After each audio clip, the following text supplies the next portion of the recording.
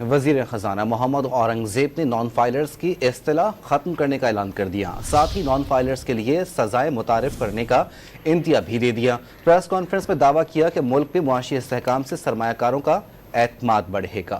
Petroleum levy 70 روپے سے زیادہ نہیں، اضافے کا فوری اطلاق بھی نہیں ہو رہا۔ نئی پینشن اسکیم کا اطلاق کل سے ہو جائے گا۔